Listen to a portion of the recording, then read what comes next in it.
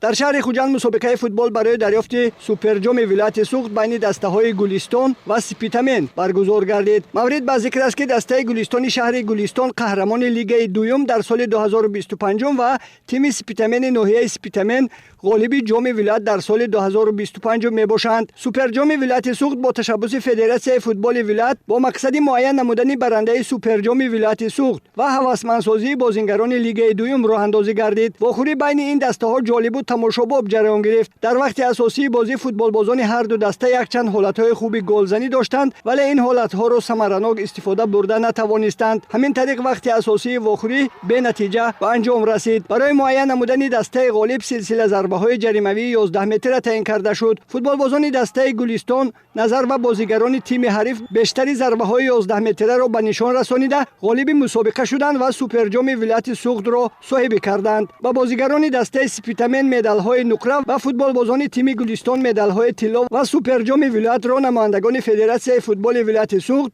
در فضای تنتنوی تقدیم نمودند.